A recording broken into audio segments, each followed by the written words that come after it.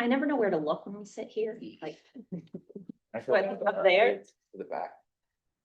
I don't have the gavel, but I will go ahead and call this meeting to order. This is a workshop of the Scarborough Town Council. Today is Wednesday, June 18th, 2025. And this evening, we will be discussing our update on our council goals. At this time, please let the record show that the full sitting council is in attendance. And so with that, I would ask that Liam go ahead and pull up the 2025 council goals document that was posted with our agenda. What you will see here is an abbreviated version that the staff created to facilitate our discussion this evening. Remember back in January, we met as a full council, we met with staff to help inform these goals. We spent a lovely Saturday morning together for 3.5 hours, really refining and developing what would be put forward to the public. We gave the public an opportunity to weigh in on our goals before ultimately adopting them for 2025. And so I figured, given that we're halfway through the year and we have some pretty pressing issues coming up in the next few months, I wanted to realign the council on our goals and make sure that we are rowing in the same direction, and also take a look at maybe some areas that we need to either shift our priorities or redefine what we would like to see happen between now and November. With that, myself and Bill are the council champions for the first goal here. We put it under the heading of long-range facilities planning. Primarily this year, that has been the school building solution. Keep in mind, or remember that the school building advisory committee was tasked to develop a K-8 solution. The ultimate recommendation of that committee was voted on this past Monday evening. And so a lot of our goals are in line with supporting that work. I would certainly say that, I would certainly say that Tom and I have facilitated a site selection process for the new school. Tom and I both sat on the site selection subcommittee. Given the recommendation that has come out of the committee, ultimately, we will not be seeking an additional site. And so while we did support that work, it looks like that for right now is not necessary.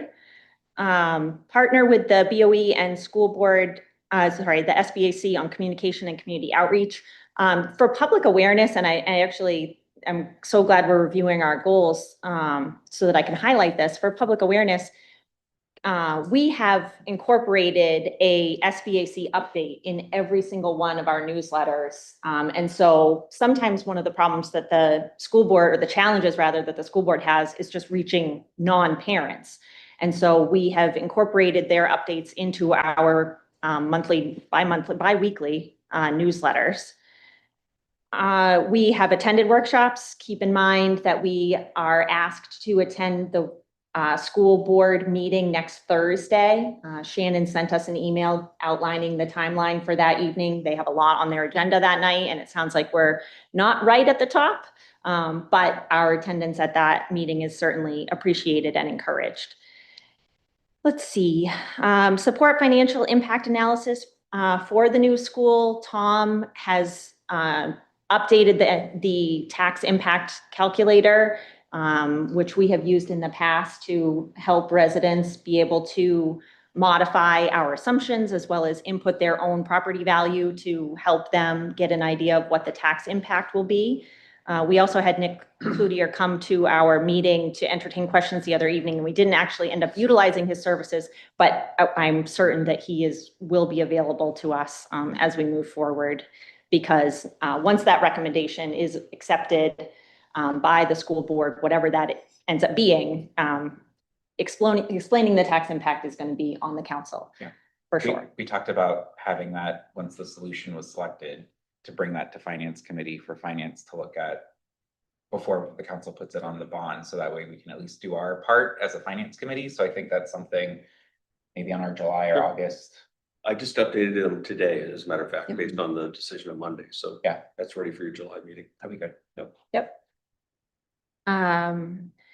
The one thing on here that we talked about at finance last week is work with stakeholder groups to develop a comprehensive long-term facilities planning strategy.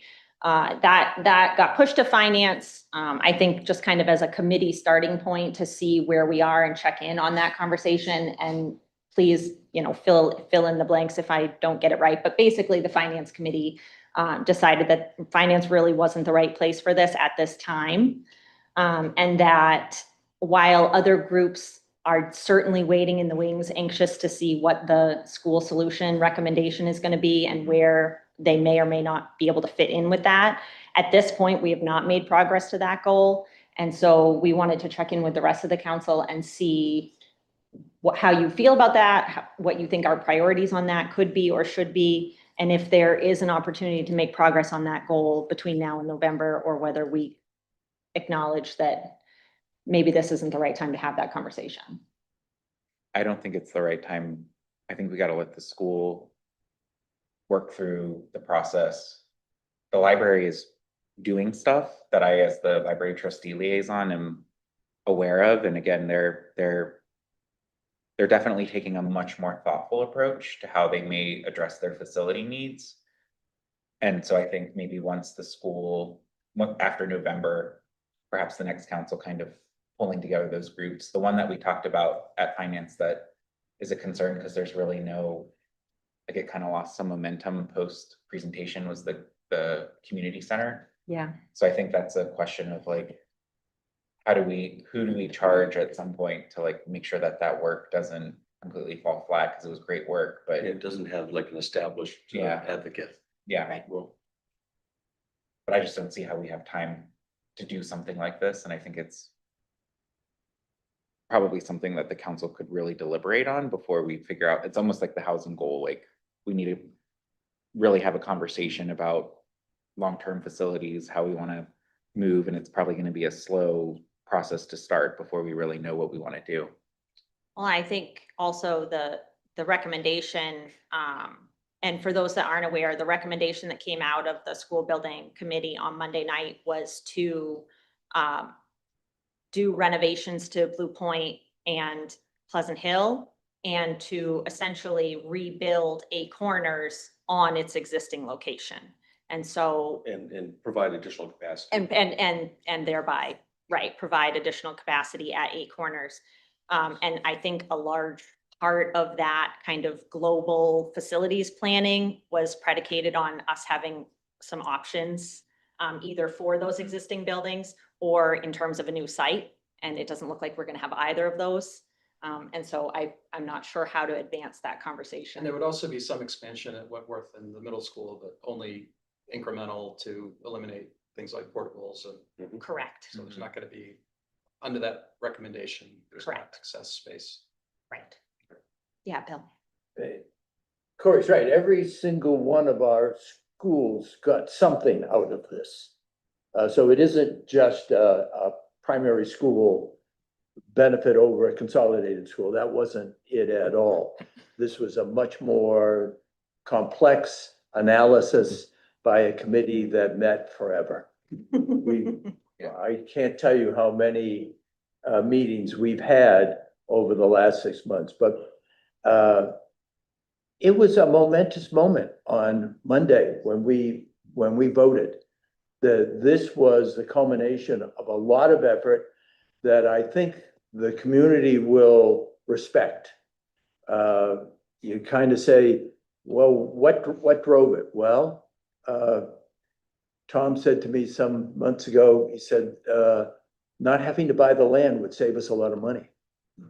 And so I started all of a sudden saying, maybe those are some of the options that I should be looking at more carefully, because I think price is super important to the community. And therefore we wanted to come in at a cost estimate that was as low as anything on the charts that went out. So I liked that. I liked both finalists. I liked the consolidated school because the school superintendent said it probably would produce the best educational environment. Whoa, you'd be hard pressed not to go for that. But then when you balance it against the survey support for community schools, the price that we were able to achieve, and it was a lot of hard work getting the price down. We had a whole bunch of different options to look at, and we looked at them hard, and we voted for numerous to get it as low a price as was put on the table. So I supported, in my mind, both proposals because both proposals had merit. We now have one proposal that's going to be put forward, and I welcome the Communications Committee's efforts at educating the public about it. The thing that Bill said, that just going back to like the actual goal we had for long-range facilities planning, it's like the land piece is something I think we have to think about when we think of a facility. And what I mean by that is like we approved this year for pickleball courts, but there's some relationship with the skate park needing to relocate the skate park. So I view the skate park and the pickleball courts as like a facility, meaning it is a town facility that we have to build, maintain, move. So I do feel like there's other things that, again, it's about scope. Like, what are we really trying to Yeah. accomplish for this? Even in the conversation on the animal control ordinance, there was conversation about a dog park. That's another facility. Sure. Is that something the town really wants to pursue? And it all kind of goes back to land and having land. So part of me wonders down the road, if this is something the council wants to address, there's like not just the facility, but land purchase and like how we're using land, like purchasing land, and what's our strategy there to meet facility needs of tomorrow, not just the ones we need like right now. And we have the benefit of Tom did yeoman's work on analyzing many, many sites. So we have a better knowledge base now Yeah. on available properties than we did before this process began. Very Yeah, let me Yeah, come in, fine. Hannah. It's still too expensive. Say how it's a great deal and it's still too much. The main reason that I wanted the smaller schools was not only because the local schools, small schools, neighborhood schools are better, but also for the saving of the price. To do work on all of the schools, I don't know what is involved, what they're doing, but I know with the middle school, they were talking about they had a cafeteria problem. And they had to set up tables in the hallway, but I assume the hallway is kind of like the high school when you go in, the two gymnasiums, you got this huge high ceiling hallway. It's not. It's not, it's a big hallway that you need when kids are getting released and stuff. You need that big hallway, but during lunchtime, you don't need it for that. So it makes the perfect cafeteria. We can just call it the cafeteria, Mhm. you know, and I don't think it's a Yeah. problem having tables set up in that hallway as part of the cafeteria. But I think they said that they had to have like 4 or 5, 6 different lunches to fit them in. And I can see that, you know, even with using that hallway. Mm. So that's why I was for adding on to that school to take care of that problem. And in the addition, you could even have some second grade classes up there, maybe. I don't know what your plans are, but to go from 160 million down to only 130 isn't enough. And then, you know, I feel as though I'm speaking for the town. The good news is we will have all summer to Right. deliberate and debate this, starting next Thursday Yeah. at the school board meeting. Right. Yes. To get back to your question from a couple of minutes ago, I agree with you that probably don't have the time or the bandwidth, particularly given the prominence of the school question. It's such a huge X factor to really focus as much on these other facilities. But you need to hear this because this is the reality of the town, what I'm saying. But that's. So you Scott, need to we're hear talking, that. Scott, We had, respectfully, please. we Scott. had Don't to, have the gavel, Scott. yeah. Scott, What is this for? right now, is this meeting this for? workshop Yes. is to discuss our council goals. We can discuss the school building project at another time. Oh, that but isn't part of our goals? It is this right here, work with stakeholder groups to develop a comprehensive long-term facilities planning strategy. He just babbled on for about 5 That's minutes on not- schools. Don't be unkind, I, please. I'm just telling you the facts that you're shutting me up when I get like 30 seconds. And then it's like, can't speak anymore. I'm sorry that you Telling feel you, that this is way. what the people want to hear and you don't want to listen to it. And you're gonna feel it in November. All right, thank you, move on. I apologize that you feel like I was trying to shut you down specifically. That is not my intent. I'm just trying to keep us on the Yeah. agenda. So I think that what I'm hearing is that the general consensus is that we don't currently have the bandwidth and maybe this isn't the right time to pursue this. Okay.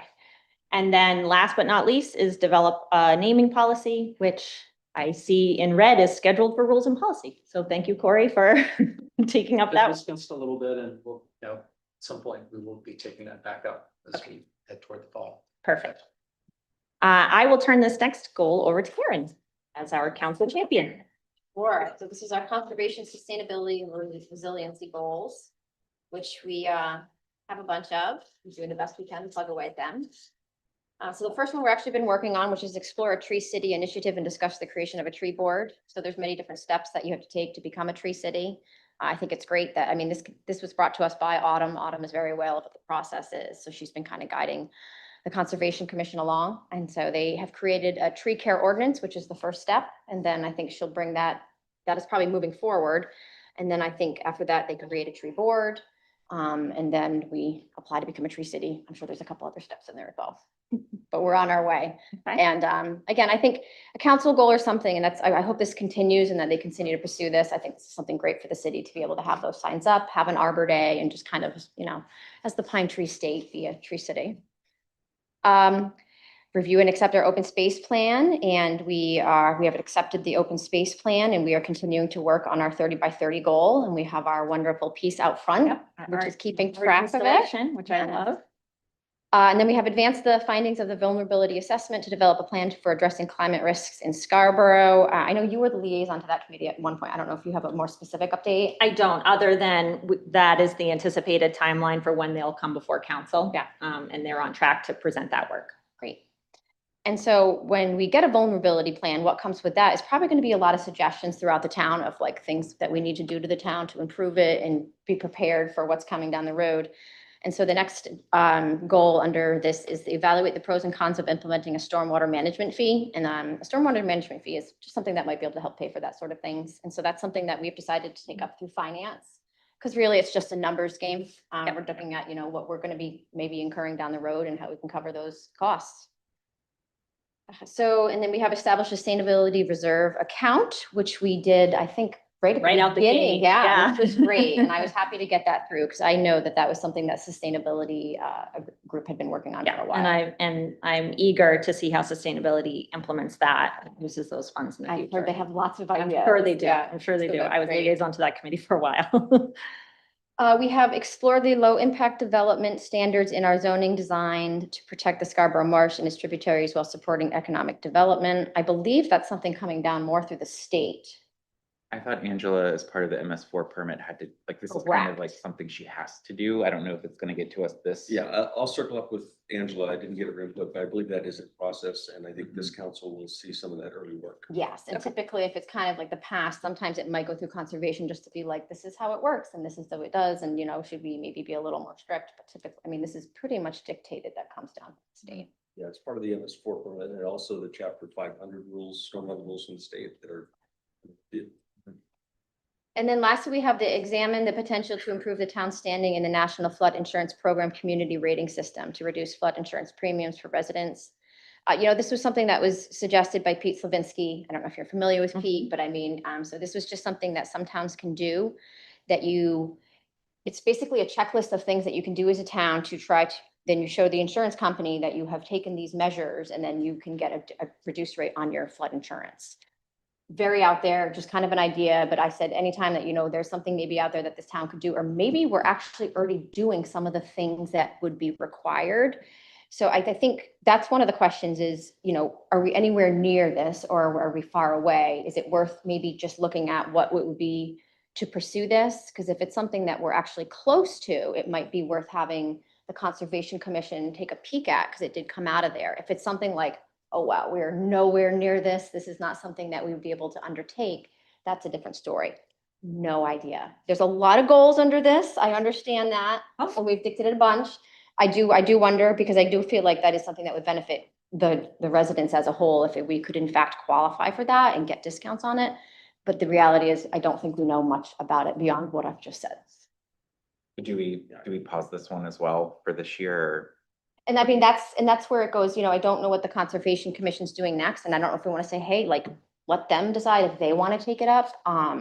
Because Maybe this an is approach. Pete's last year on the Conservation Commission. Mm. So we could say, do you guys want Utilize, to? if it was a suggestion that came out of Uh-huh. him, it would probably be prudent to utilize his time if it's something that the entire committee If has. they want to, and Pete Yeah. can help, and it's not overwhelming for staff, I guess I would say, So Rick, between, you're the liaison to conservation? I am, yeah. And I don't know what they're doing next, because they just finished the Tree City ordinance Okay. stuff. And I specifically said, what are you guys working on next? They said, we don't know. Which they always have ideas, so. Sure.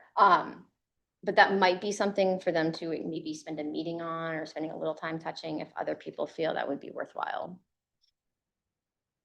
I can certainly speak to staff's support to see if they'll at least consider the matter and further inform us as to what the next Yeah. steps might be. Yeah, I think Sure. that's perfectly reasonable. Great. Other comments or thoughts on the conservation goals? Great progress. Yeah, Good work. really outstanding. Mm. Yep. Good work. Yep. Corey, growth, housing and land use. Thank you. So as the title says, it's growth, housing and land use. It's not just affordable housing. I know sometimes it might feel like focuses particularly on affordable housing, which some of it has been, but we did host a workshop, joint workshop with Housing Alliance 2 weeks ago on June 4th, which I thought was really, really interesting and productive. The Housing Alliance and SEDCO did a great job of assembling and aggregating and presenting in a really engaging and I think relatable way, a good range of data. And so it's sort of, that the next row is sort of, I view as kind of a subset of that whole exercise. And we'll continue going forward, sort of looking at kind of the state of the town, so to speak, when it comes to housing demographics, the nature of the market, some of the changes that we've been seeing, some of the challenges on the home ownership side, as well as some trends in the rental market, and kind of stimulated, I thought, a good conversation around the extent to which the town may want to support additional housing diversity. We also, and it's not on here, but as often happens as we kind of lay out these bigger picture goals, we also have to deal with reality as it comes to us. And of course, we've had the Marshview, proposed Marshview project, which in some ways has been, I think, looking at it in a positive sense, has been a good focal point for a lot of these issues, whether it be growth in town, traffic, safety, or the appropriateness of the town supporting affordable or mixed use housing. So that project has obviously evolved in sort of a different direction, but I think it's sort of dovetailed with some of these bigger picture conversations that we've had. We do have the broader goal, or the longer term goal, of defining a clear policy and objectives for the next 10 years for affordable and workforce housing. Not sure when we're going to get to that point, because as John alluded to earlier, it's a little bit of a slow burn as we really try to make sure we're collecting the data and having the right types of conversations. And we will be having a more kind of outward facing conversation on July 15th with Council Corner Live, which I believe is going to be a public safety building. Safety, yep. So we hope to engage the public a little bit more in that and going forward. And I've done a couple of Council Corner articles about housing. Do you think that is the goal for the policy objectives? Is that something we can see if the Housing Alliance can try and at least get us some sort of recommendation before the end of this council? I don't know what they're charged with right now. Yeah, I know they have scheduled, they have a meeting next week. Right. They're gonna do kind of a debrief Mhm. from just a conversation. In past conversations, I think they're wondering what the council would like them to do more to help support this. Mhm. I think they could look at some of the data points and start to organize some of that that will help inform your policy discussion. I think as we look at the time we have left, I think that there's an opportunity to do some pretty substantial work on this in September and October. You know, if we build towards that target, I think, you know, having some public input over the summer, having the Housing Alliance kind of do some data digging, and then More really take a workshops look with in them. September at, you know, Right. And to Tom's point, I know the Housing Alliance's chair was sort of looking to the council for some direction on what they can do next. So I think that, Yeah. I think there is some logic there. They've got a lot of, I think, horsepower when it comes to knowledge and, Mhm. um, There was so willingness much to dig data, in. there was so much data that they shared, like, that's where I'm like a little bit like, where do we focus? And so I don't Right. know if that's an ask of them is like, this is all great. They kind of heard some of our perspectives. What are the areas that they think we should focus and how do they drill down a little bit more into those to come up Right. with some? Yeah, other the other related recommendations? thing, which is policy, is next month you'll hear from the planning director. She'll provide a report on the growth management ordinance Mhm. oh, and yeah. how that's working. Mhm. And this is your time, you've kind of self-imposed this 2 year. year to evaluate or reevaluate whether you want to make changes. So Right. she'll be prepared to review kind of results and Right. be prepared for recommendations. So there's a policy piece there that certainly is related. Right. Yeah, I think that's gonna be really timely, because Yeah. you can't have these conversations without, Mhm. right, growth management coming up. Well, maybe that's a more specific ask for the Housing Alliance is like. Based on the data, based on what we know, based on our current rate of growth. Do they have a perspective on recommendations for our rate of growth ordinance that would better enable or? Do something, because again, we had the poll, which was kind of our attempt at doing something. I don't know if it's playing out quite exactly the way. I just don't know if it's like Sure. the right approach, and so is there a different approach that we could Right. do in the We rate of discussed growth in ordinance? finance that we are meeting our affordable housing goal of 10% with new housing, which was eye-opening to me. Yeah. Because I was like, I did not think we were doing that. Mhm. And so I wonder if there's other policies, like, because I think that was from the comp Yeah. plan, Mhm. that would maybe dictate or provide some guidance to them. Because again, I just thought we need more affordable housing. I mean, Yeah. we need workforce housing. My Um, question is 10% the right number? And that's, Is it that's my, too low, is too that, high? is that the right number Yeah. where we're already right at there? And I was surprised to see that. I thought the public should be aware that the Marshview project, which has been out there on the table being publicized, and was criticized for some traffic safety concerns. And they came back, this is SOPO, Housing doing this, the authority. fund, and it cut it in half. They dramatically reduced the scope of it, but it's still a valuable project to contribute. You've got to have projects that fit in the area you want to put them, and that was a big question. But now I feel much more comfortable about it. And I was told that the scaled back version received a favorable review by the planning board today. Yeah, I'll be reporting out on that, at Good. the council meeting. I attended that meeting, so that has been interesting to track. So, So Yeah. just quickly going through these last couple of goals, we did complete revision of the credit enhancement agreement policy. That was done like late winter, Yeah. early spring, I think, And we're putting it through its and paces. it's already being. You guys gotta do your homework. Yeah, Has we're- Tom sent us our sheet yet? Exactly. Yeah. Tested. Yeah. Right. So. Yeah. Yeah. So yeah, another example of how, like, sort of combination of bigger picture stuff and Mhm. the actual practical reality. And then there has been an ongoing effort to take a look at the short-term rental ordinance. There have been a number of workshops and meetings around that. The next one, and that'll be coming to the ordinance committee at its next meeting on July 9th. Mhm. Can someone speak to ongoing public input process closes July 1st? Just for anyone who might be listening, there's still time to Yeah, provide I've gotta put that input. out there. I don't know exactly the means that she has, but she's certainly available and welcomes public comment. And that's not a hard date. We just wanted to encourage people to do it in time. We could take it into consideration. I could give public comment right now, but if you don't want me to. That's not what this is about. I will say there has been a lot of public engagement on this. As some of you have probably seen.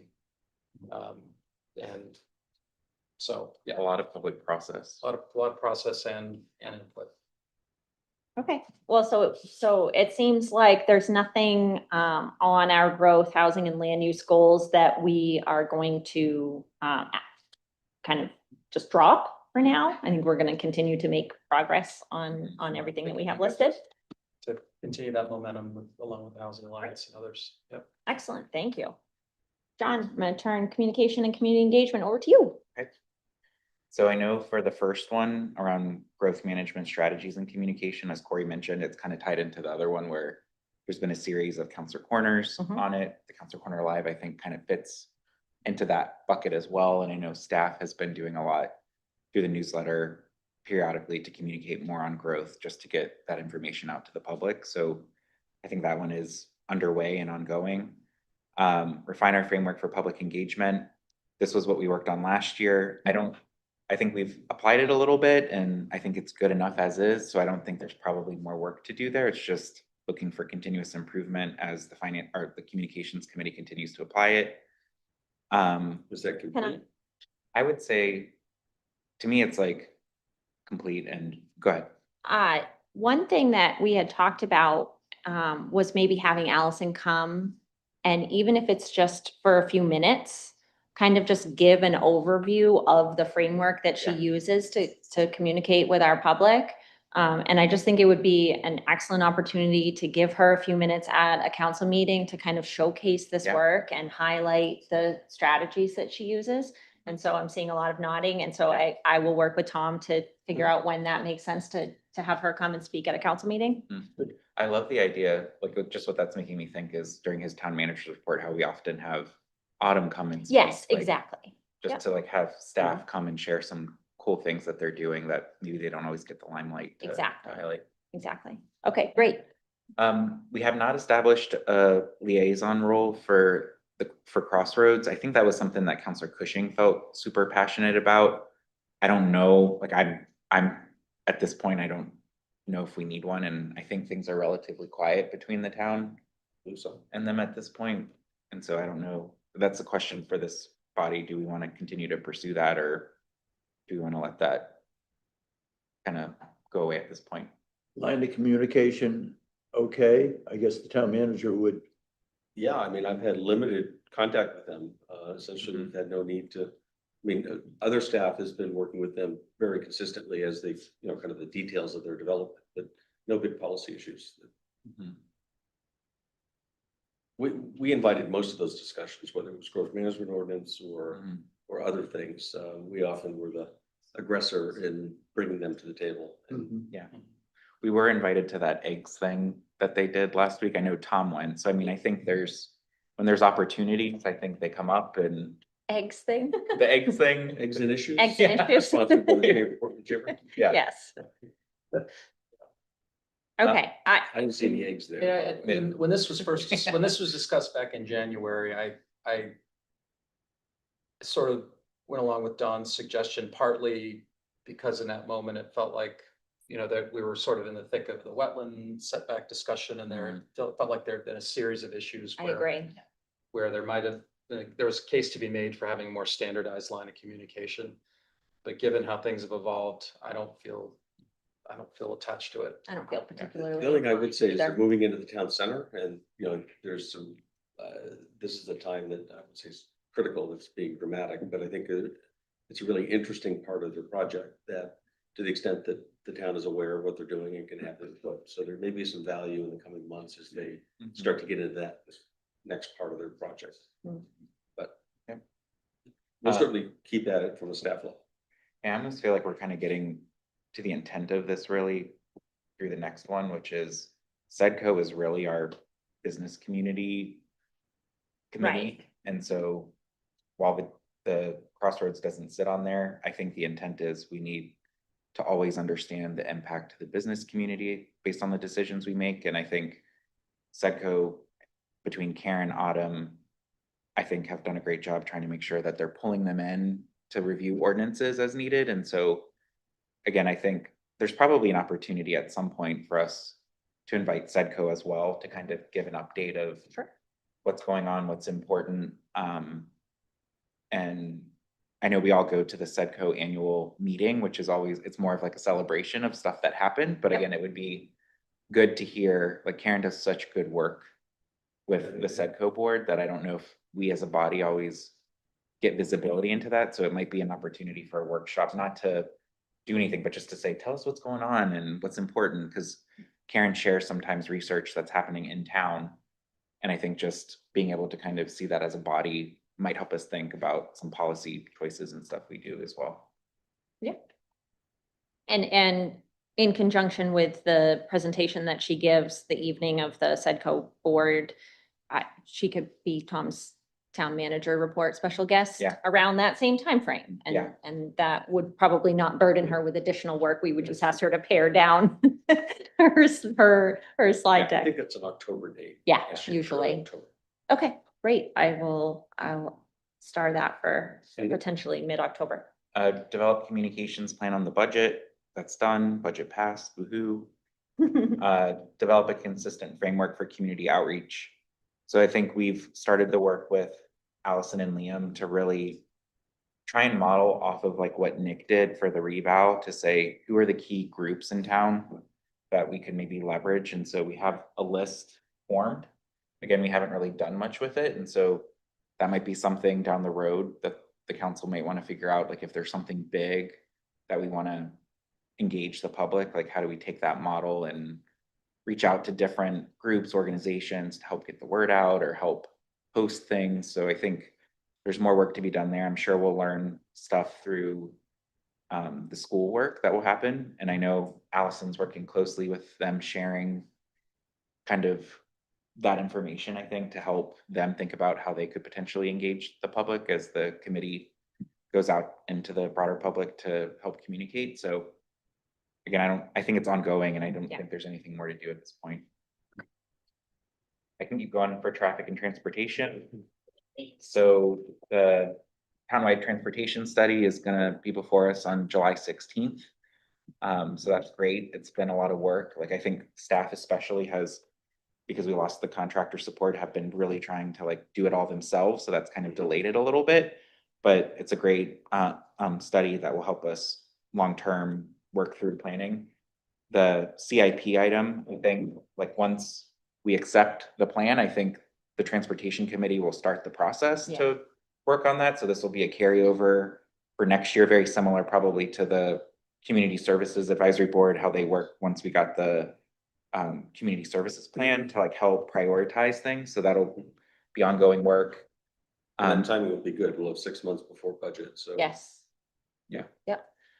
The grant was submitted for Mhm. the Payne Road improvements. Unfortunately, given what's happening at the federal level, that one's paused indefinitely, so we'll see what happens there. And I'm sure if things change, we might So pursue. it's good work that we can repackage and hopefully resubmit in the Mhm. future.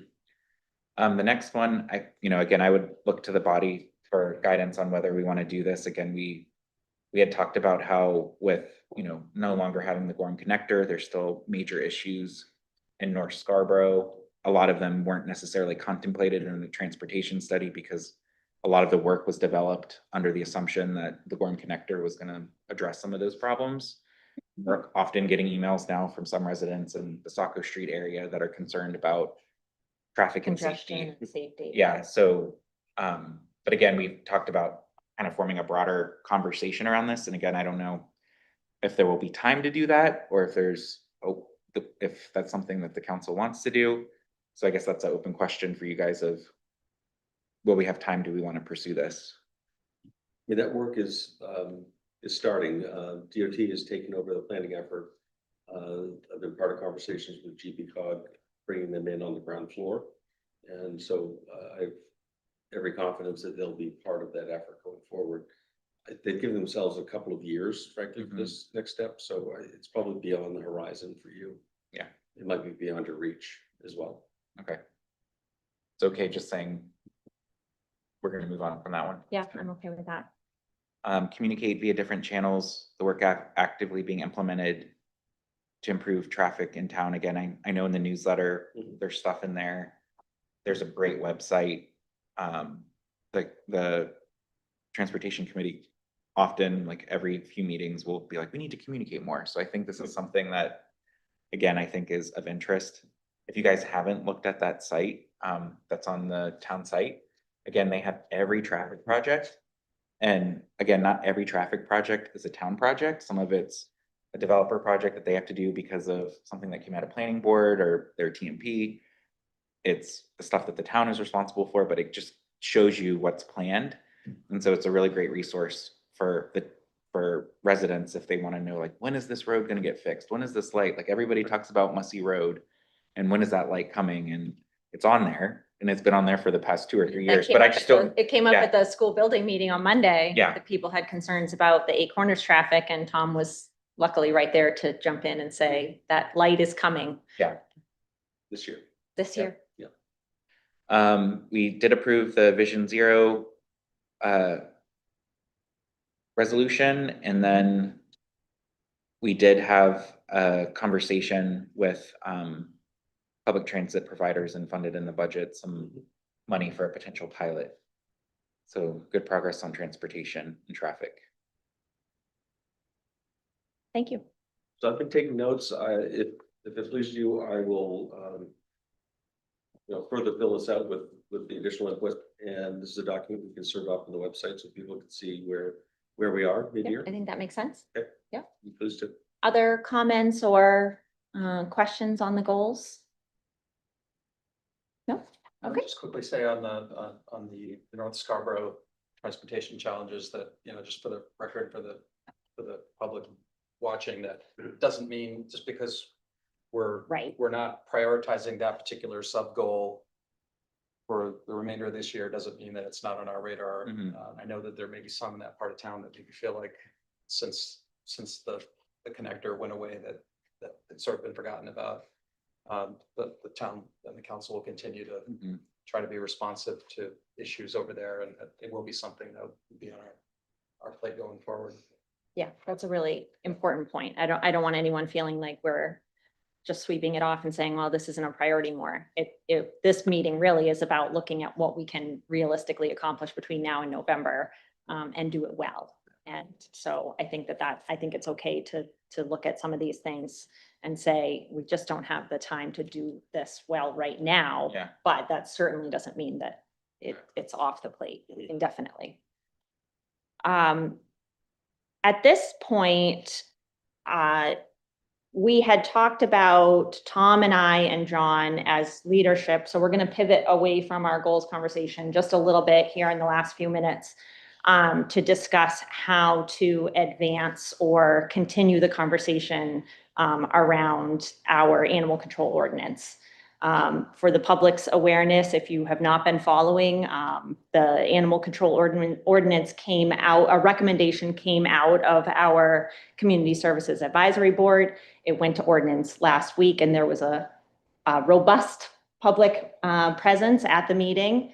Ordinance, I want to take the opportunity to thank you publicly for your participation at that meeting and your composure. It was a high pressure situation, certainly. But at this point, we kind of find ourselves at a crossroads where the citizen committee isn't quite sure where we're at. The ordinance committee tabled the discussion until December of this year, which leaves the council just waiting on that decision. But we feel like leadership kind of felt like we needed to provide some kind of solution that would bridge the gap between where we are as a legislative group and where maybe the community is. And so Tom consulted with legal. And while this isn't necessarily a legal matter in terms of how to advance this, but we wanted to discuss our options. And so So I'll at leave it the to ordinance Tom. committee, I tried to provide some kind of, in the heat of the moment, some advice to the ordinance committee. What's abundantly clear is there's confusion what the proposal is. And I think it's really important for decision makers and for the public to understand what is being proposed and then react to it, obviously. And it just strikes me that kind of wiping the slate clean and so everyone, you and the public, fully understands what's being asked of you, what's being considered is an appropriate place to start. And with the tabling action, you've essentially pushed that confusion 6 months. And so it will kind of, the question marks will linger. So in consultation with legal counsel, again, it's not a legal matter. It would be irregular for the council to kind of lord over Right. one of your committees and take action over it. So the appropriate action would be for the ordinance committee, if it wishes to reconsider the matter when next you convene. And there's a number of actions you could consider. You could defeat it altogether, or you could postpone indefinitely, which effectively puts it in Netherland. It never comes back to you. So it effectively gets you to the same point. Where we go from here is a different question, but I think first things first, I think it's important to kind of reset. It was good work, I think, done over the course of better part of a year at the committee level. Certainly. And I don't think we want to cast that aside, but I think we need to reset so we know what we're talking about at the very least. Additionally, I think that there are some opportunities here for the ordinance committee to set some goals and tasks to the staff. And so one of the things that I had wanted to propose to the ordinance committee is that there be a recommendation that there be some questions on the townwide survey as they relate to our animal control ordinance in public places, like on our public property and on our beaches. And so one way that we could gather statistically significant data would be to add some questions related to this topic to the survey. The survey timeline would be in line with having that data available to the ordinance committee in December. And so it doesn't shift your timeline, but it would at least give you some other information to consider. And then additionally, we had said that the animal control officer, if the ordinance committee wished, you could task the animal control officer with specific data points that you would be looking for to bring forward in December. And that would at least give our staff and the public some guidance as to what is going to be guiding this decision when it does come back in December, in addition to giving the committee the opportunity to either defeat or, you know, as Tom said, wipe the slate clean on this document that there's some uncertainty around. Yeah, I And think, so, I would just say for me, I think it's less now to me about specifically the animal control ordinance and what's happening specifically on that matter, and more about how do we rebuild the trust with the Yes. community? Because I felt like if it take what it was off the table, I think the way the process unfolded and the way that looked, I think we've definitely heard that with the community. And I know we have really good processes. I know everybody works really hard. Sometimes this happens. So it's not to blame anybody for anything. And so I think when things like that happen, I think we just have to start fresh. And I think like starting fresh by having the ordinance committee vote it down allows the data to be collected. I do feel like this is a very emotional ordinance change, both for people who are for it and against it. And I feel like as policymakers, we should be trying to take as much objective data into consideration as well, which I don't know if we have that yet. I know we don't have survey stuff to know Right. what the true sentiment of the community is. And I know the ACO provided some data, but not all the data. This year's another good year to get data. So I think taking more of a data-driven approach might help us make a decision of whether we need to do anything or not.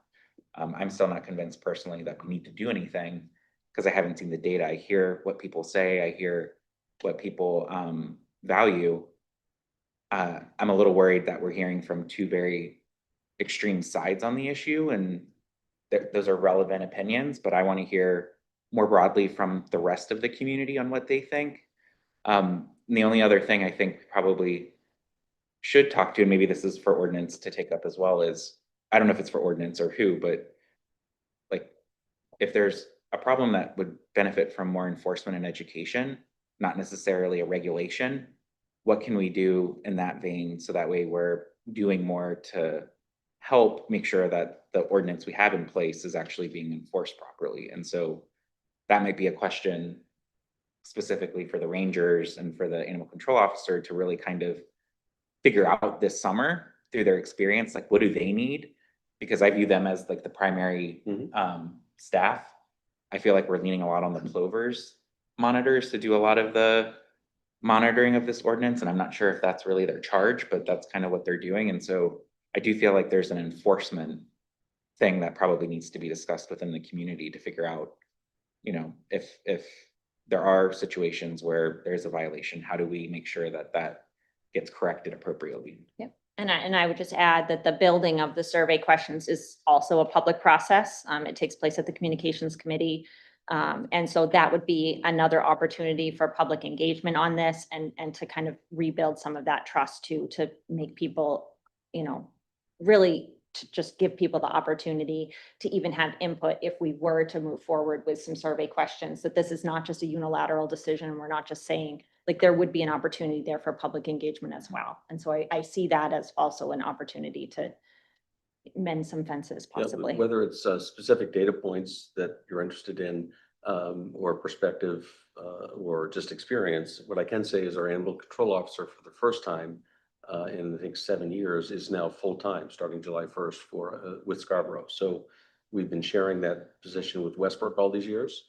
So we'll have more time, and I expect that they'll have more time on the beach. The reality is we can't be everywhere at all times. But collectively through the rangers who provide a larger presence and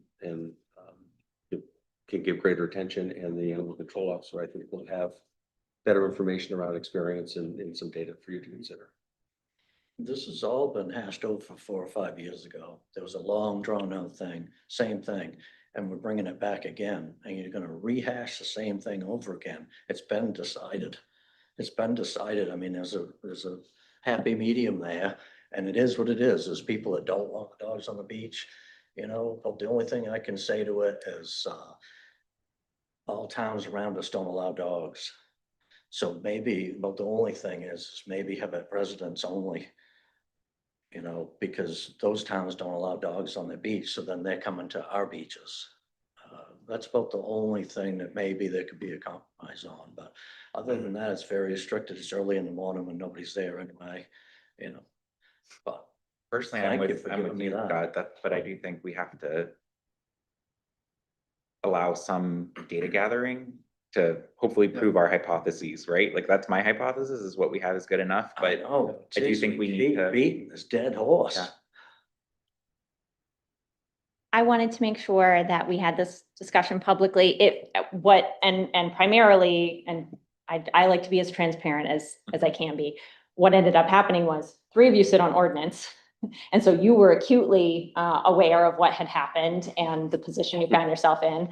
Then John and I are leadership, and we had been talking to Tom, and Karen had been, interacting with me and Tom as chair. And so a lot of conversations about how to advance this were happening, not at all, out of the public eye, on purpose, but just because of the way that we were split on this, we were all individually talking about it. And so I just wanted to kind of bring us all together and lay out the options for the ordinance committee. Again, this is not for the full council to decide. And so ultimately, this is at the ordinance committee level as it stands. And I want the public to appreciate and understand where we are at with this, and then also what a potential process is should the ordinance committee see that as an appropriate path. Yes, Bill? I don't think any of us were at all happy with the way, and the community service people worked so hard, read all their minutes once I got elected. So I knew what was going on, invited the dogs people in. It was a robust effort, but yet when it came out of there, we were all baffled about why members of the community services committee were showing up and saying, no, that's not it. It's this one over here. So that was very confusing. I thought you made the right judgment to continue the hearing at the time. People were in the audience, let them tell us what they think. Do I think that we need to move beyond where the community services people left it with ordinance? Yes. I do think we need to have a data-driven, fair, objective analysis of driven by the town council about what would be appropriate under the circumstances, given the strong input that we got for and against. So I'm in favor of a do-over. And it sounds like there's a consensus that we should take control of it and do a good job for the public. Thank you. Not that you're necessarily looking to do a straw poll here, but Sure. I also would sort of favor a reset and I think this actually does, I mean, even though it's an unusual and sort of awkward set of circumstances, I think it does fit well within a goals discussion because it's about priorities and limited amount of time that we have and the staff has and how we want to direct those resources while, to John's comments, hopefully rebuilding trust on this. Good. Thanks. Thank you, and thank you for engaging me in that conversation. I feel like we have a path forward and whatever the ordinance committee decides to do with that information, I trust that you will do right by the community. I know that that's everyone's primary objective. I appreciate the conversation around our goals this evening. I think that everyone should be really proud of the progress that we've made to date. Both at the committee level, I think we've been really focused. I think the staff has given us good feedback and has been really appreciative of that focus. And then also, being able to bring those focused projects in a timeline that is clear to the full council. I think we've been really successful in our first 6 months towards these goals. And so I look forward to seeing what we can do for the next 6 months. And I would say, being a newbie, but an oldie also, I'm so impressed by the hard work that the council's put in, and it's demonstrated in the work here, as well as the staff. I really have been coming back in and seeing the just smart approach that both committee, town councilors and staff have taken to advancing so many things. I applaud you. It's really been well done. Thanks, Bill. We will go ahead and recess. I will adjourn the workshop. We will recess for 5 minutes or so and try and get started as close to 7 o'clock as we can.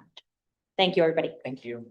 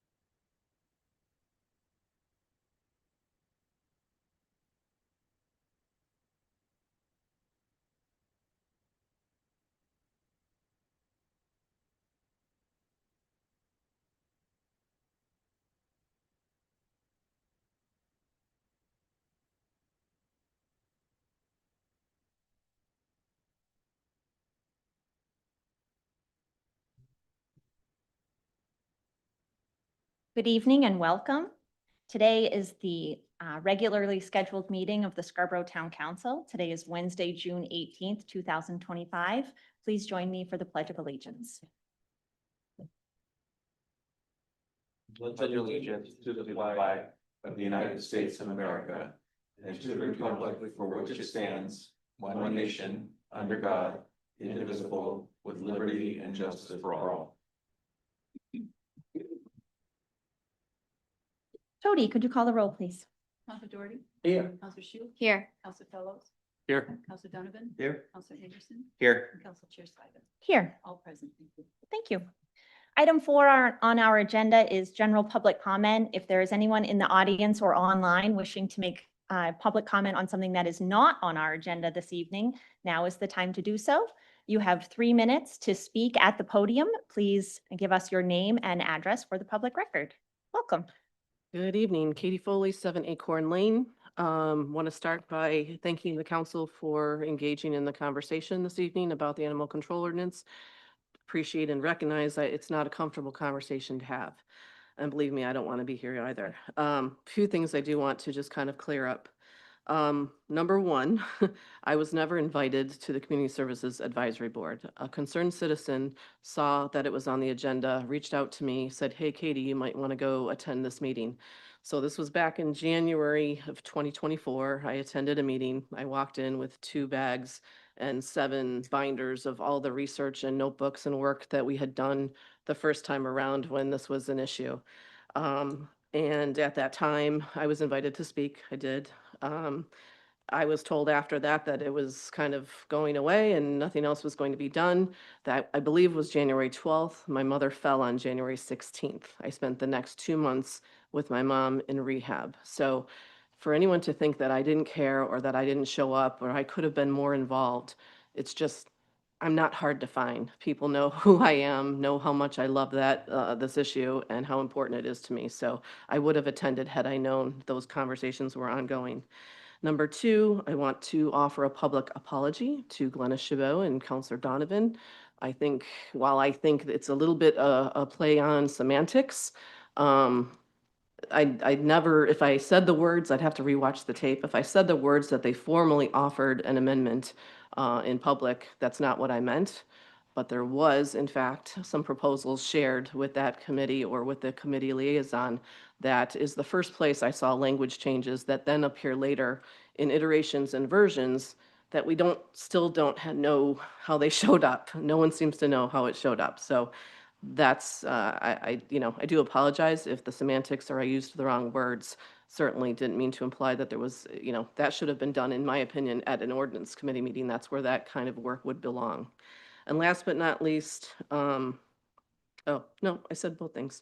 I'm good.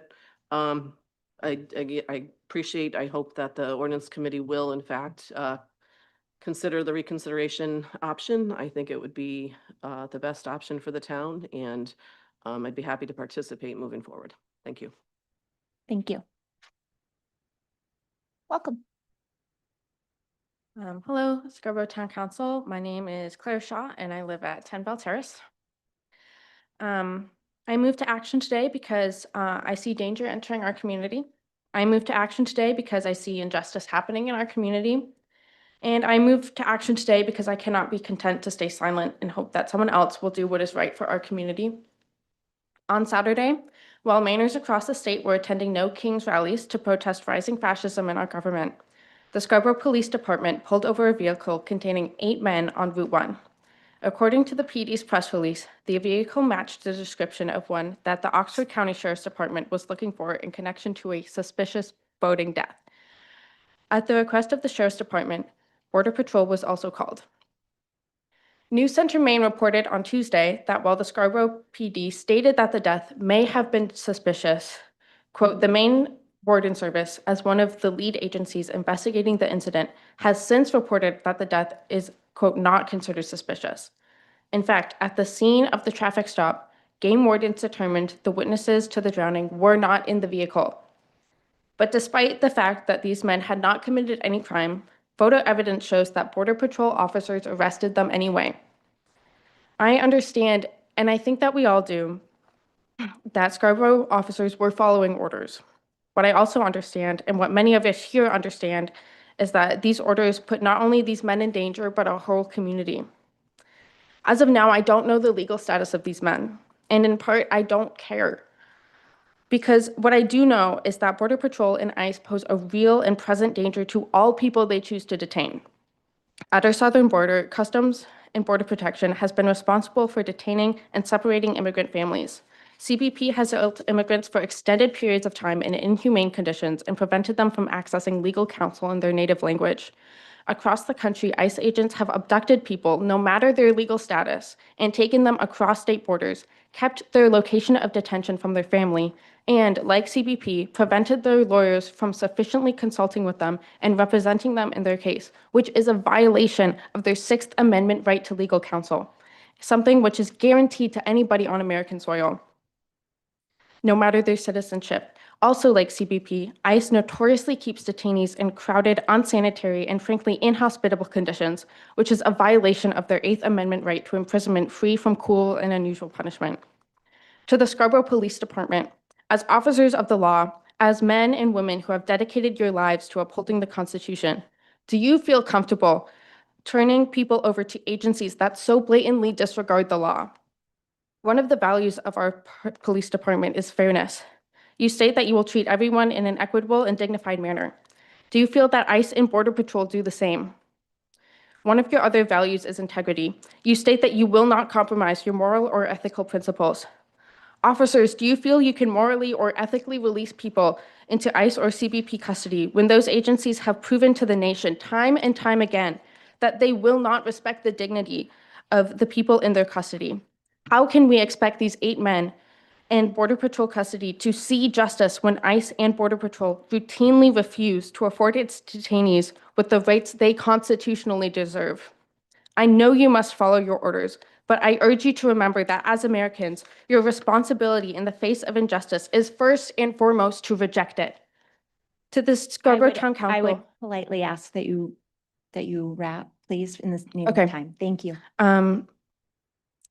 please, individuals, encourage your congresspeople or your state representatives to pass LD 1259, which would prohibit state or local law enforcement agencies or officers from entering into contracts with federal immigration enforcement authorities. This could be the first step to keep ICE out of Scarborough and out of Maine. Thank you, Town Council, for your time. Thank you Thank very you. much. Good evening, Louise Secredell, 3 Dolly's Way, and I will continue the conversation. I'm here as a concerned resident regarding immigration enforcement issues affecting our community.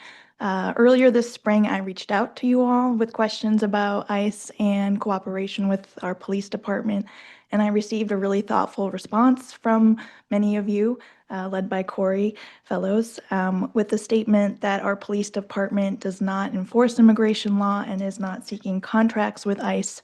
So I thank you for looking into this seriously. Since then, in just the past few weeks, federal activity has aggressively escalated and it really impacts us all.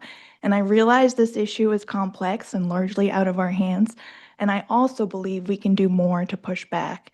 And so I'm asking you tonight to commit to finding more solutions on how we can do so. Recent federal directives have ordered immigration officers to dramatically increase arrests, including targeting people that they encounter incidentally, so without needing warrants.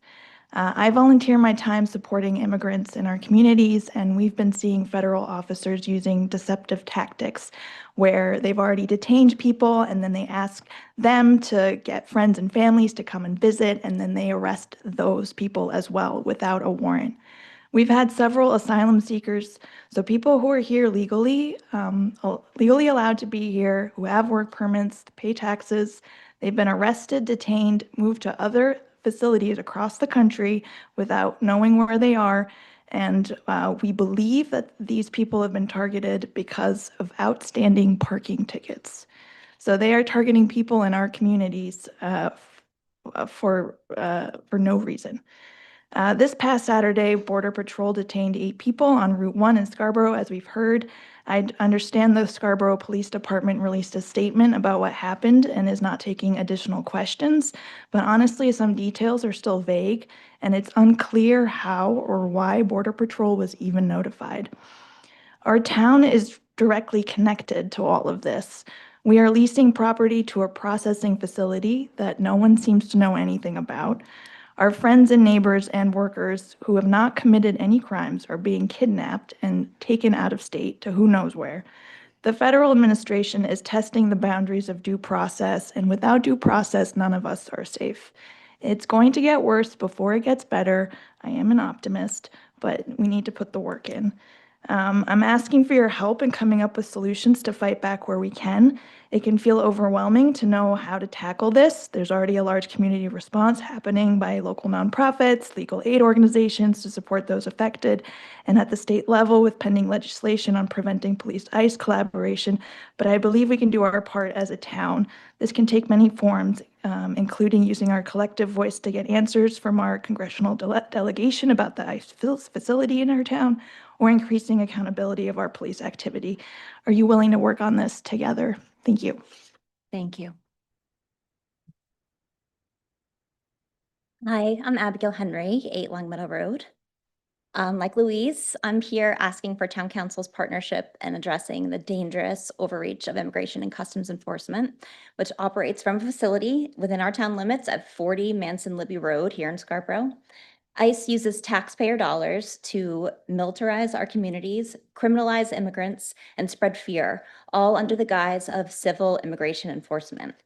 As we heard just last weekend, we watched Scarborough police assist ICE in stopping a van of alleged illegal immigrants, linking them without evidence to a suspicious death in Oxford County. What began as a tragic drowning accident became a traumatic experience for grieving individuals swept up in a system driven by racial profiling and fear. This climate of fear is real and growing. A friend of mine, someone who legally sought asylum here in the 1990s after fleeing persecution as a member of an ethnic minority, recently shared her heartbreak and anxiety with me. She and her husband have built a life in Maine. They're small business owners, active community members, and proud parents. At her daughter's high school graduation, what should have been a moment of pure pride turned into one of fear. Her daughter is considering enlisting in the US military, and my friend, voice shaking, like mine right now, told me, "I don't want them to kidnap my daughter." At first, I thought she meant the recruiters. But as she broke down into tears, I realized she was talking about ICE.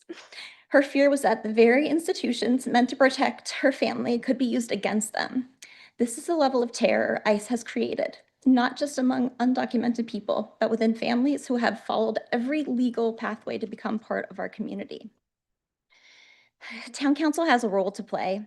In 2021, citizens called on the landlord of 40 Manson Libby Road to cancel ICE's lease, but we need your support to truly make a difference here. Please help us protect Scarborough from the harm this agency is inflicting on our town. Thanks. Thank you, Abby. Welcome. Hello, my name is Forrest O'Leary here. I want to thank everyone who spoke before me. I don't believe I'll be able to talk as succinctly and as well as those people where I still feel I have a moral obligation to talk to you about this issue. I believe we must uphold humanity and the constitutional rights of all people. We've seen time and time again people being denied the right of due process, kept away from, family and friends, communities being torn apart. Many of these people, kept away, detained without a trial, right? With no charges against them. I'm reminded of the case of Muhammad Khalil, who in March was detained, taken away from his pregnant wife. He has yet to be charged with any crime. He is still in detention, right? In Maine here, Marcus and Lucas were also detained, taken away from their families, from people, their communities, from neighbors. These are neighbors. These are our friends, our loved ones, people we care about. And I think It's important that we care for these people. Citizens are not. And that we make sure that they are given the full legal rights that are entitled to them and that they're not, taken away, detained without any legal process, right? I think we need to uphold, the values as a nation that we proclaim, say that we care about. We need to protect these people, right? This, citizen or not, these are people, and they deserve, they deserve life, liberty, and happiness. They deserve what this nation offers, and they don't deserve to be whisked away for no reason just because we view them differently, or we view them as others, or we view them as unsavory, right? We have to uphold that, people shouldn't be taken away for nothing. We have to care for all members of our community. Thank you. Thank you very much. Anyone else wishing to make general public comment this evening? Anyone online? Seeing none, I will close general public comment. Thank you for your attendance this evening. Item 5 is our meeting minutes from the June 4th, 2025 Town Council meeting. Do I have a motion? So moved. Second. Any discussion? Seeing none, all those in favor? Sure, that is unanimous. Thank you. Item 6 is adjustments to the agenda. I have no adjustments this evening. Item 7 is treasurer's warrants. I took care of those prior to the meeting. Item 8 is the town manager's report. Thank you, Madam Chair. I'll try to be brief this evening. Just as I've been doing over the last several months, just updating on some major projects. The Black Point Road reconstruction project is 100% complete. The contractor completed it nearly 2 weeks before our very aggressive deadline. And we've had just nothing but accolades from the residents. Really a tremendous project. Our purpose now is to seek reimbursement from FEMA, and that could take some months, but our finance department is certainly actively involved in that process. So very pleased how that whole thing went. Today was very momentous day in many respects for the Eastern Trail project. We had a pre-construction meeting. There were about 30 or so attendees, all the contractor types, but certainly our partners with DOT and the Eastern Trail Management District were part of that as well. So some details are starting to emerge, and I'll share them this evening. I also did an interview with the Press Herald today, and we'll be doing some communications at the local level. But just the high level, Shaw Brothers is the contractor. The project is, there's 2 different completion dates. The initial completion date is October 31st, 2026. And this is for the section of trail from Pleasant Hill Road to Wainwright Field. And I'm hopeful with that being complete, we're able to open that section earlier. We'll have to see on that. That's my hope. But the overall completion date is a year later, October 31st, 2027. It seems like a long time, and it is. A big part of that has to do with very careful coordination with CMP and the railroad. There will be at least 3, if not 4 times where power actually has to be shut down on high tension lines, and that obviously takes advance notice and quite a lot of precautions. Similarly, there's at least 14 trains that run on that track daily, and so we need to be very careful about working around those schedules as well. Beyond that, there's some environmental considerations that we're clearly need to observe. All of that is a long-winded way of saying that this project really is tiptoeing around all those sensitive pieces, but very pleased that we're finally to the point of construction. Scotty Hill Road, I think I reported on this at your last meeting. There's a series of culverts that goes under the roadway close to the intersection with Payne Road, right next to Flaherty's Farm, the retail store. There's 4 corrugated metal culverts, and it's typical these things degrade over time. The bottoms actually rot right out. And as you might expect, a roadway on top of it settles on top of that. Just today, we had to finally close the road entirely to all traffic, really just for safety purposes. We have been able to consult with the proper state and federal regulatory agencies. We've been advised that this is a tidal area. It's close enough to the marsh that it actually is affected by tides. And there's fish passage, so we cannot do anything at all until November after that period is passed. So in the meantime, we're evaluating all of our options, including kind of the conventional replacement options. I will say early estimates are anywhere between $500,000 and $1 million to replace this. Somewhat modeled after our experience on Sawyer Street, we're also considering the what if of removing that. And it is somewhat of a unique opportunity in that it's not a heavily traveled road. It also, that road is, if you can appreciate how it comes into Payne Road, it creates a fairly odd connection of roads. And so in some sense, it would simplify that intersection by having only one road intersect into it. But we appreciate there is an impact on traveling public. With this time, we do expect to have some time to receive some public input and further explore and understand that option fully. And we were kind of encouraged to look at this from the regulatory agencies who indicated that there's very likely money for restoration if we choose to go this route. So we'll certainly keep you advised, but we can expect, the public should expect that road will be closed at least till November, if not longer. I'll let counselors speak more to the school selection process that in large part concluded this past Monday. For my part, I was heavily involved in the site selection process. It was touched on earlier in the workshop. With the selection they chose, there is no new site needed.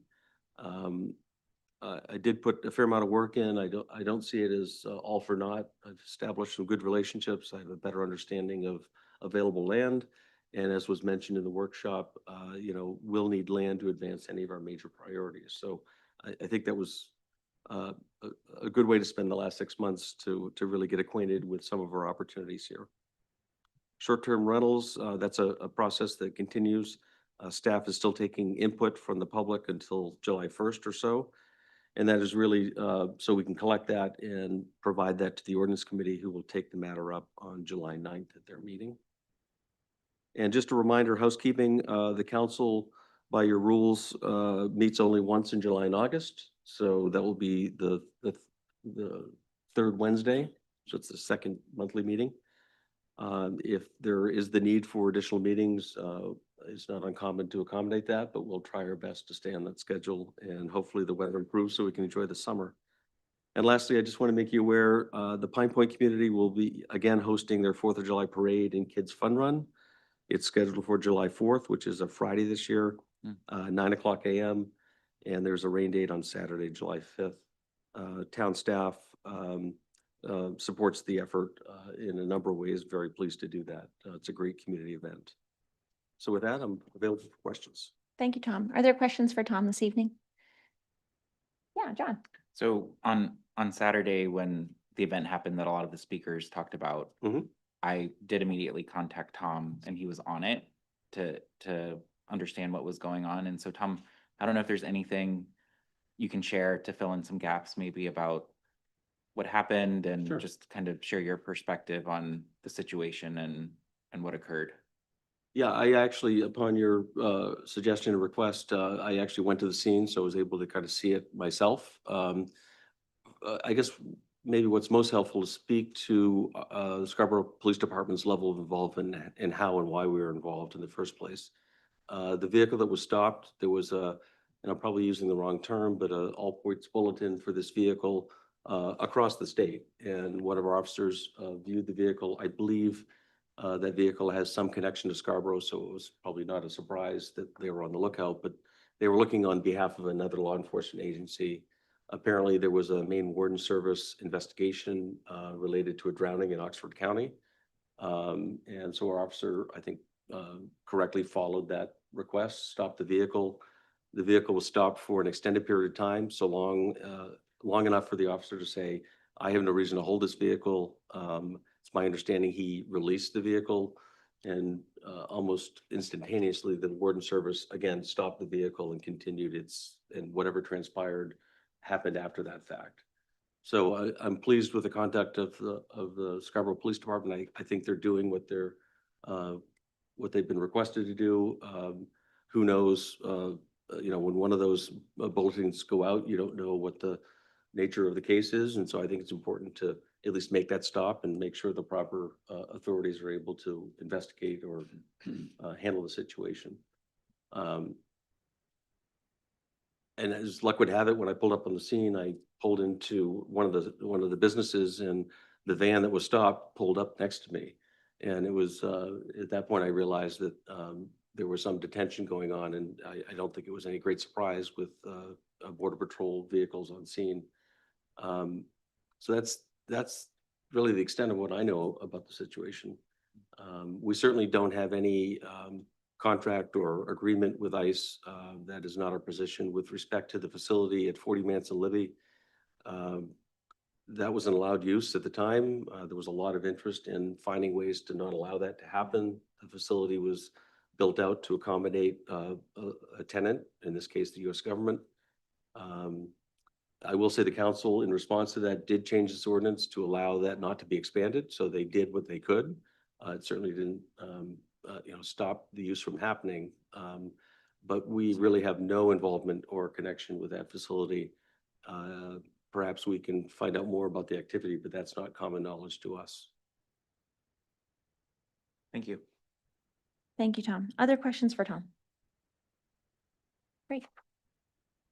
Item 9 on our agenda is standing and special committee reports and liaison reports. I will start with John tonight, please. Yep, Finance Committee met last week, and we reviewed both a potential TIF to expand the TIF or create a new TIF in the Dunstan area. And then we also reviewed the CEA that was proposed by Marshview, leveraging our new policy. So the committee did vote to move forward the TIF to council for consideration. And so when that comes forward, really the things that we're looking for is the boundary the right boundary? Is the development program the right development program? Is the percentage we're withholding correct? And is the time frame for the TIF the right thing? And if the council agrees, then we would move that forward and establish a TIF district in that area. The CEA, we had the applicant come and kind of give an update, and the next steps for the Finance Committee is to leverage our policy, evaluate the project, and at our next meeting come forward with a recommendation. If we were to recommend it to not pass, it still has to come to the full council by policy. So our policy doesn't give the Finance Committee the authority to stop it. It has to go to the full council. So there will be something coming to the full council, likely, I'm guessing at our August meeting, after we've had a chance, or maybe as early as our July 16th meeting, to look at the CEA as well. And that's really all that we've had. Transportation Committee is meeting next week. I think the goal there is to review the current transportation study before it comes to the full council and just have them do a final look at some of the last edits that have been made by staff. Other than that, not much to update on. Great. Thank you, John. Bill? The workshop we had before this meeting touched a lot on these School Board Advisory Committee action, which April and I sit on. But since there may be new people tuning in at this point, I will say that the decision to select a site and a type of school was a momentous decision from a longstanding process. I think the factors that drove the decision were cost, trying to keep the cost down as much as possible, and a neighborhood school solution, which was surveyed and found to be strongly supported. I was happy to say I was satisfied with either of the two finalists. There was a K through 2 consolidated school option, or redoing Eight Corners as the major expansion, while all the other schools in the town did get some improvement in the way in which they would be able to function. I was happy with either one. I thought they were both good candidates. So I think that's probably the SBAC ordinance. Karen's chair of that, and I'll leave to that. Thank you, Bill. Corey? I also will not steal Karen's thunder on ordinance. Long-range planning met on Friday the 13th. Really focused on the sort of doing a review, revisiting the town village center, the TVC zones, including that Councilor Anderson was there as well, including just that very nomenclature of TVC and whether it might be time now, it's been several years since those zones were established, to reconsider sort of terminology around that and think about what it is that those zones are really intended to achieve. I think there's still consensus that those zones are appropriate for a higher level of density and a different scale of development than is allowed in other parts of town. And in some cases, these happen to be kind of designated growth zones, which are sort of consistent with the comp plan.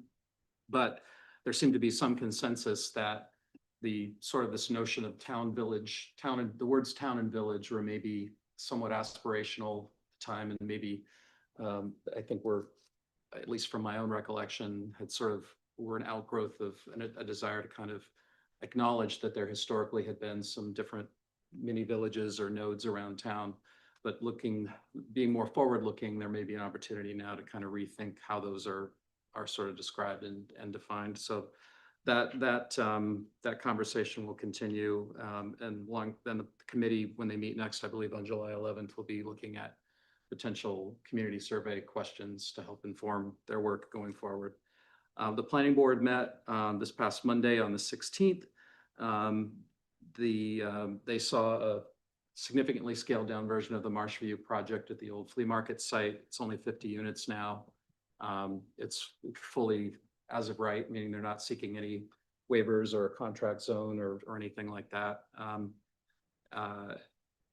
They still require site plan approval. So this was preliminary site plan review for this new iteration of the project. There still are some concerns about the right in, right out traffic circulation there, but there seemed to be a developing consensus, or at least a movement toward being a little more receptive to this version of the project, given the significantly smaller scale. So there was some feedback and some requests for additional information and fleshing a few things out. The expectation is that they'll come back at a future meeting. The board also did a couple of sketch plan reviews for projects that are at preliminary stages. That's all I have. Great. Thank you, Corey. For your calendars, next Thursday, June 26th at 7 p.m., the school board will be convening for their regular meeting. At that time, the school board advisory committee will be making their formal recommendation to the school board, and we have been invited to participate at that meeting. So if you are available, I'm sure that our participation at that meeting would be welcome. And I think that's all for me for today. Karen. Thanks. The Parks and Conservation Board actually received another application for land bond funds, which is exciting. So they're going to be reviewing that at their July 10th meeting, and shockers from the Scarborough Land Trust, who has been our good partner in our 30 by 30 goal. And as it was mentioned, we have the short-term rental ordinance coming to ordinance committee in July, that they have been going through a long, robust process. I would say at the last workshop, we had up to 60 people. I would say the biggest feedback that we've gotten is the complaint process. So I think that was one of the things that Autumn was looking for feedback was the ordinance to date is pretty standard in what the communities around us have, but we were kind of tweaking the complaint process. And so I think what we're going to see as ordinance will probably be a little bit more palatable and reasonable. And so I think we're looking forward to seeing that in July. All right, thanks. Great, thank you. Scott, anything tonight? Yeah, I don't have anything right now. Thanks. Okay, thank you so much. Moving on to the remainder of our agenda this evening. Order number 25-060 is a 7 p.m. public hearing and action on the renewal request for a special amusement permit from Jeff Garbandella, doing business as Nonesuch River Brewing, located at 201 Gorham Road, and on a new request from Key Point Properties, LLC, doing business as Spanish Point, located at 3 East Grand Avenue. Jody. Yes, these are, of course, the renewal request from Nonesuch River. There were some outstanding issues there. Their final inspection will take place next week. Spanish Point actually was before us the last meeting with their food handler's license, and then they realized they needed the special amusement and everything is in compliance. The clerk's office recommends approval of both with the condition that the license not be issued to None Such River Brewing until their final inspection. Great, thank you. And I'm going to actually, before we put this on the table, I'm going to ask Tom to elaborate a little bit more on the situation with the None Such license request, please. It's, with respect to None Such Brewing, this is somewhat unrelated to their license that's before you, but it's an important part of their operation. So I think it's therefore somewhat related. Members of council may recall some years back, really upon their opening, they immediately had great success and had difficulty parking. And so initially parking occurred along Gorham Road, which was really a concerning situation. To the proprietors' credit, they worked and were able to accommodate and build a new parking lot across the street from their establishment. The date escapes me, but it's been well over a year since that approval was received through the planning board process. And in fact, the parking lot has been built for some time now. It strikes me throughout the winter that parking lot has essentially been open and available for use.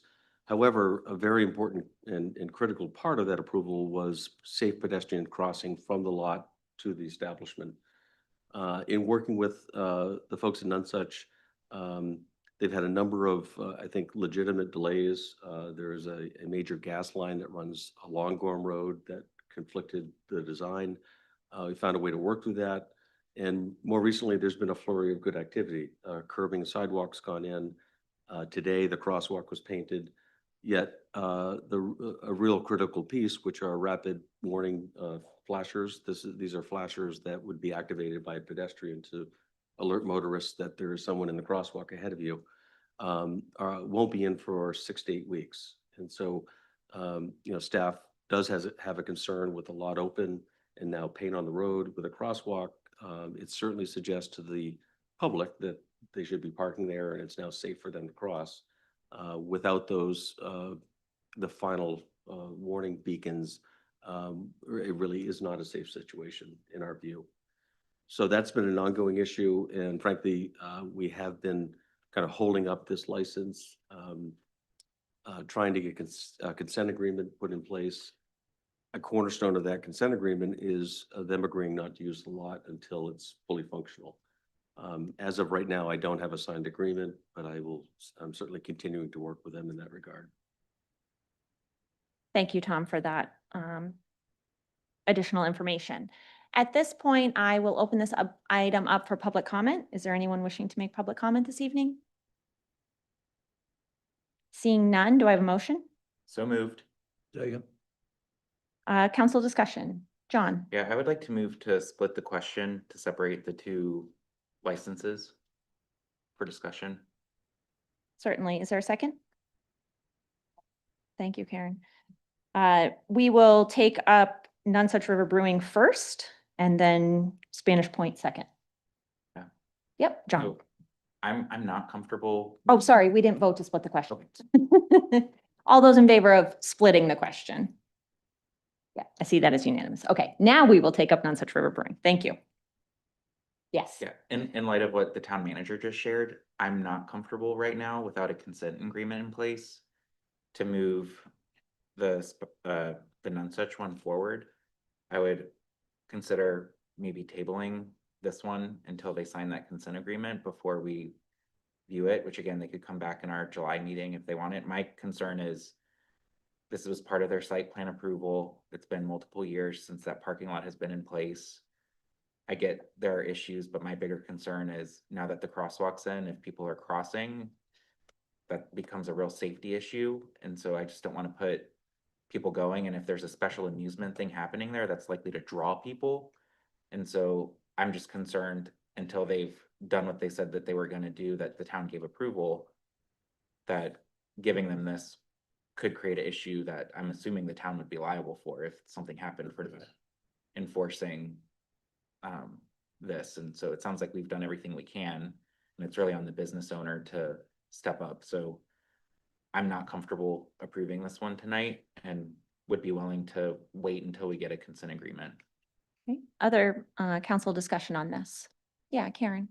I completely agree with Counselor Anderson. I mean, since None Touch has been in there, that has been a concern of mine. And so seeing people who have been hit by cars is never a great thing. And I just think that they know that they need to put this in. And I think I was maybe on planning board when this actually came through, and that was a while ago.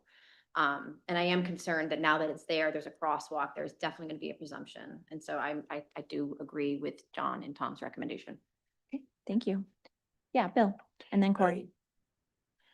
For efficiency's sake, is there, and I direct this to the town manager, is there a way to condition our approval upon a satisfactory completion of conditions such as the approval that the work that you're waiting to receive from the applicant?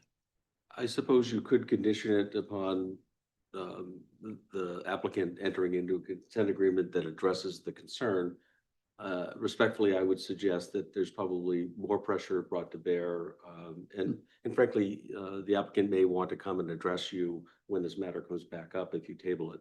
I don't want to make any representations on their behalf, and I think it may make sense to give them the ability to address concerns directly to you. Thank you.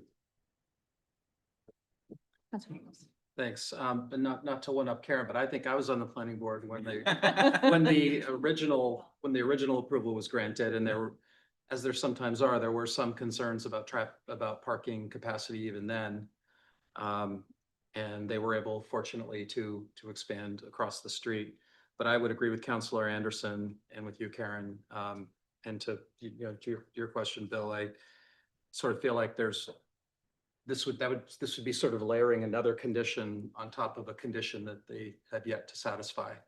And we're not preventing them from operating their core business. This is a special amusement permit we're talking about. And so I would favor tabling it until they've satisfied that condition. Thank you, Corey. Thank you. John, do you have a motion? Any other? Oh, sorry, Scott, I'll by all chime, means. chime in on this one.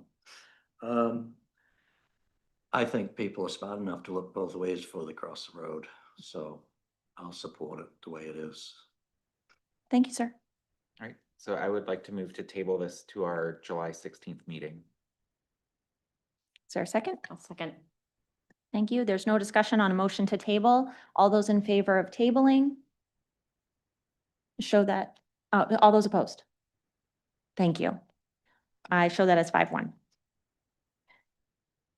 At this point, we will take up the second half of order number 25-060, which is the special amusement permit for Spanish Point. Is there any council discussion? Seeing none, all those in favor? I'll show that as unanimous. Order number 25-061 is a 7 p.m. public hearing and action on the new request for a mobile food vendor license from Jean Krull, doing business as Mainly Meatballs, and Sarah Sutton, doing business as Bite Into Maine, Inc. And this is coming to us from the clerk's office. Yes, these are two new applications. They have been vetted. Our inspections officer, John Brennan, has reviewed everything, and they are in compliance, and we recommend approval. Thank you. Is there anyone wishing to make public comment on this item? Seeing none, do I have a motion? So moved. Second. Any council discussion? Seeing none, all those in favor? I'll show that as unanimous. Thank you. Order 25-062, 7 p.m. public hearing and action on the new request for a food handler's license from Scott Doherty, located at 12 Ferry Road, and Bailey Girls LLC, doing business as Bailey Seafood Restaurant, located at 165 Old Blue Point Road. Jody. Thank you. These are two new applications. They've been vetted. The inspection for the Bailey Girls LLC doing Bailey Seafood Restaurant will be conducted next week. They spoke with the inspector today. They are here if you have any questions for them, and we recommend approval.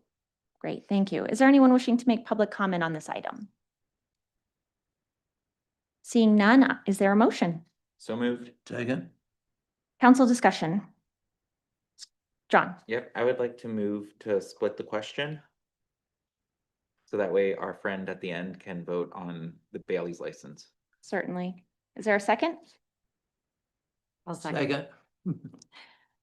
Is there discussion on splitting the question? Seeing none, all those in favor? 5, opposed? I. Okay, you can abstain. I'll allow it. So we will take up Scott Doherty's food handler's license first. Any council comment? I will abstain. Thank you, sir. At this point, I will call the vote. All those in favor? I show that as unanimous with 1 abstention. Thank you. Well, I am disappointed you didn't bring any food for us. I'd love to say that. I can't believe you didn't make a comment about handling meatballs. No, I was trying not to speak. At this point, we will move on to the food handler's license for Bailey Girls LLC. Is there any council discussion? Seeing none, I will call the vote. All those in favor? I show that as unanimous. Thank you. Moving through our agenda, old business, there is no old business at this time. New business, order number 25-063 is act on the request to certify the school budget validation referendum election, the Board of Education election, and the special municipal election for town council that were held on Tuesday, June 10th, 2025. Tody. Presented for certification by the town council of the election results for the municipal election and the school budget referendum election that was held on Tuesday, June 10th, 2025. For the Board of Education, 3-year, Charlotte Jacobs, 1,860 votes, John Kelleher, 1,837 votes, Jillian Tarkinian Huff, 1,873 votes, and there were 2,575 blanks. For the town council seat, the 1-year, to fill a term that expires in 2026. Lawrence Kane, 1,311 votes, Donald Scott Gonzar, 168 votes, Crescentia Mara, 1,055 votes, and there were 181 blanks. Question 1, the school budget. The yes vote was 1,787 votes. The no vote was 894 votes. There were 34 blanks. Question 2, to continue the process for another 3 years. The yes vote was 1,764 votes. The no vote was 860 votes, and the blanks were 91. There were approximately 18,698 active voters on our voter registration list for this election, which does not include the same-day registrations. There were 2,715 voters who cast ballots in the June 10th, 2025 election and the school budget referendum election, of which 1,041 were absentee ballots. Percentage for overall voter turnout for this election was 15%. Thank you very much. Is there anyone wishing to make public comment on this? I would like to hear a speech from Larry. Do I have a motion? So move. Second, Any council discussion? Yes, John. Larry, looking forward to having you join the council. I'm also super, super happy that the school budget passed.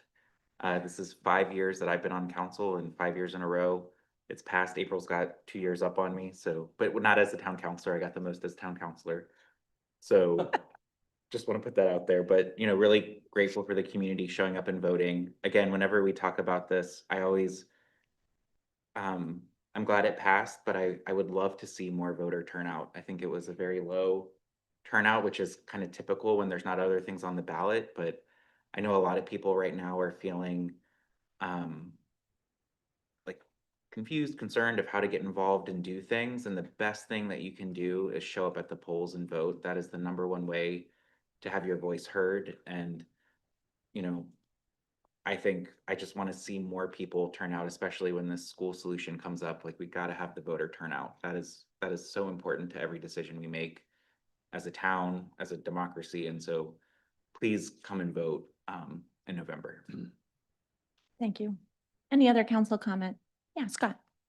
Yeah, I was just surprised when I got to the ballot. I didn't realize that it came up for a vote every 3 years, whether or not to vote on the school budget. Evidently, that's something that's been passed in the future that, again, like most people in town, too bored to come to the meetings, don't want to be bored of the meetings, don't come, stuff happens. I think that should be just something that's automatic all the time. It shouldn't be a vote every 3 years. I think it should just go to to the voters maybe is something we could work on and change. Thank you. Thank you. Other council comment? No, I will thank all of those that took the time to come out and vote. I also would like to take the time to thank our election workers, both day of and the individuals who dedicate their time to being here during absentee voting. We literally could not offer these services in the capacity that we do without their activity. And so I'm very grateful for their dedication to our town and to our processes. Corey, I think I was going to say something else, but now I'm distracted. Sorry about that. No worries. Maybe you were gonna say this. Probably. So Is it good? I also want to thank those who stepped up and ran. Yes. For these offices, because Yes. you're putting yourself out there just to run, and it's not easy to do, and you're committing yourself to putting in the time, so appreciate it. Thank you. Yes. I certainly appreciate people who are willing to run. There is going to be a vacancy on the school board that will come up as a special election in November, in addition to 2 council seats that will be up this coming November. And so keep that in mind as we head into our next election cycle, that there will be a number of things on the ballot that are incredibly important. I definitely had something else I was going to say. I have something to say. Okay, Tom, you say, and then I just want to, mine will this come is to the me. first time in over 30 years that Tody's only responsibility was to cast her own vote. Tody's been a long time, very active in local municipal elections, and she handled it incredibly well. I thought she would be missing it all day, but she handled it very well. This is not what I was going to say, but I will also give a shout out to Bill Penley, who for the first time in a very, very long time was not there. I spoke to his wife. I had the pleasure of getting to see her on Saturday morning, and I told her to relay the message that I very much missed his presence there. And then the very first opportunity I had to see Tody, I told her that I missed her too. So, always grateful and appreciative of the people who are willing to step into those roles. But it was bittersweet for those of us who are used to seeing some familiar faces there. I still can't remember what else I was going to say. So at this point, I will go ahead and call the vote. All those in favor? I show that as unanimous. Thank you. Order number 25-064 is act on the request to adopt the FY 2026 school budget resolution as required by state statute. There's not a whole lot of tee up on this. We are required to certify this so that then the school board budget is formally adopted. Anyone wishing to make public comment on this? Seeing none, do I have a motion? So moved. Second. Any council discussion? Seeing none, I will call the vote. All those in favor? Opposed? 5-1. Thank you. Item 10 is non-action items. There are no non-action items this evening. Item 11 is council member comments. Anyone have more to say? Councilor Anderson? I think I remember what it was that you forgot to I say. knew you were going to say something. It was bad. when you mentioned that there were 2 council seats vacant, that Councilor Anderson? we encourage many people to run. But I hope to see 2 counselors at this table still pulling papers and running for that election. For the public's benefit, it is my seat. And Councilor Anderson has been applying, as you can tell, maybe an appropriate level of pressure upon certain individuals, and as well as it's also Karen's seat. And so let the pressure to pull papers commence. The papers will be available for all residents seeking a council seat the first Wednesday of August. So anyone who would like to consider a run at town council or that special election school board seat is invited to do that first Wednesday of August. Make sure you and Karen put that on your calendars. Other council comments? Councilor Doherty. Yeah, I guess this is the time I can speak. I think I'm unlimited. I don't think I have to get up there and wait for the red light. I can say what I want to say. Yes, please. I guess my first meeting I came to when I was elected after November, I come in and I could hear from everybody in town, they didn't want this new school and in any form. And I mentioned it to Tom, and Tom said that I didn't understand, and this was going to happen. There's nothing anybody could do about it. It was going to happen. And as it turns out, it isn't gonna happen now. So I guess I did understand, you know. We had a perfectly good building across the street, the Bessie School, private sector built it, and that building will be there for hundreds of years. Maybe we should get something in, you know, and make a motion to not sell any property. I don't think we should, because in the future, it may be valuable for us to have. We bought the old drive-in theater, and we have all that space that we could have done on, but we spent well over $1 million to, you know, put what we've got there, the gazebo and the pond and the skateboard park. Mostly because it didn't have to go before voter approval, because they did it in stages. They did the skateboard park, then they did the concession stand, whatever it is there, and then the gazebo. So they skirted around the people being able to have a say as to whether or not to do that. So that is why I ran, was to, you know, put the town back in the people's hands. And we come down to I found out that the committees is what runs the town, and the councilors can lay it off and say that the committees represent the town. So we'll just do whatever they say, and that's what the town wants. And then if something comes to referendum, we're all baffled, like, what the heck? The committees was 100% behind this, and now the people are up here screaming. And so we talk about communications, and I think our major communication is to realize that people don't want to come to the meetings all the time, and especially the committee meetings. It's boring, takes up a lot of their time, so they vote for councilors to do that for them. They rely on us to do it for them and to act the way they want. It's hard for us to know what the people want. Like we've said, you've got to have input and come in and tell us what you want. But I think I'm a pretty good barometer, because so far everything that's come up has come to what I was thinking. A lot of time I have people calling me all the time and saying that they agree with me. So really, you all should just ask me what you should do.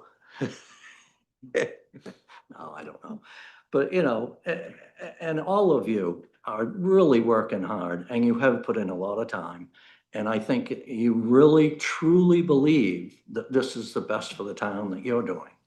And I get that, you know, and you're working hard to try and do it. But we, you know, we go through, like I said, with the committees and stuff, so much time and effort. And now we've got this dog thing coming up again that we've hashed this over so many times, and it was a tough decision.